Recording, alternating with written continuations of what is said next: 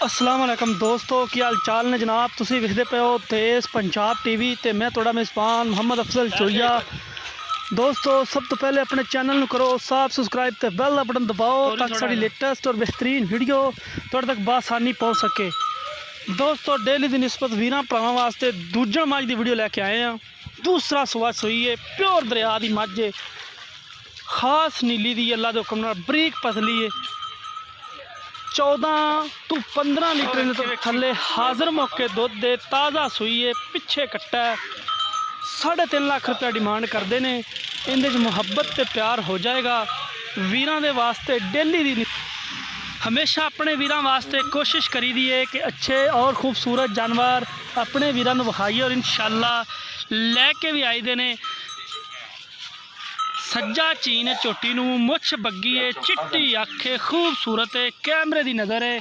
वीरां भरावां दे सामने झोटी माशाअल्लाह बड़ी खूबसूरत है। पतला बरीक सिंग लग्या होया ते बरीक पतली तौन पश्चम नाल भरी हुई है।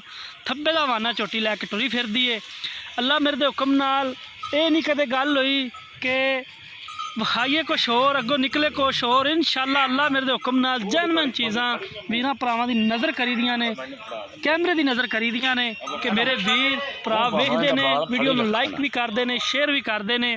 और सील शराब झोटी है, बड़ी कमाल दी, बड़ी खूबसूरत है, प्योर नीली का ब्रांड है। छज्जा वर्गे कन ने, मुठ पर थन लगा हुआ है। झोटी नूं अड्डी एक के पुट्ठा चंगा है, कवां बराबर है। अक्सर वीर भरा कहते हैं कि यार कवें की सानू समझ नहीं आती। यह जी विचारड़ी हड्डी होंदी है कंड के उपर, अगली तौन तो अगली साइड से जी अगले फर ने उन्होंने उतले साइड से जी हड्डी होंदी उन्होंने कवां कहा जाता है। जी झोटी का कवां नीवा होएगा इंशाअल्लाह अल्लाह मेरे हुक्म नाल प्योर खास नीली की झोटी होएगी। और मेरे वीर भरा अखां बंद करके भी खरीदन तो उहदे नुकसान नहीं हुंदा। वो प्योर नीली की झोटी होंदी है, पतला बरीक पूछल है, नीरां दे सामने। और 14 तो 15 लीटर के थले हाज़र मौके जो दुध है, जो आप हाज़र मौके चो लैना है वो दुध इहदे कोले 15 लीटर है। अगर बच्चे नूं छड्ड के ते चोईए तो 14 है, बच्चे समेत है जोड़ा वो 15 है। अगर जे बच्चे नूं ना छड़िए तो 15 किलो है, अगर बच्चे नूं छड्ड दईए तो 14 किलो है। दोस्तों झोटी इंशाअल्लाह अल्लाह मेरे दे हुक्म नाल जेड़ा वीर भी खरीदेगा सौदा नसीब दा है। अल्लाह मेरे दे हुक्म नाल ये नहीं कहेगा कि यार अफजल झोटी माड़ी सी। अल्लाह मेरे दे हुक्म नाल याद करेगा तोहफा मेरे भरावां वास्ते नीली दा ब्रांड है। और इंशाअल्लाह अल्लाह दे हुक्म नाल जैनमैन चीज़ां देश पंजाब तो ही मिलदियां ने, जिहड़े कि प्योर नीली के खास ब्रांड सिर्फ देश पंजाब तो ही मिलते हैं। बाकी सब फेक है, कूड़ है, झूठ है।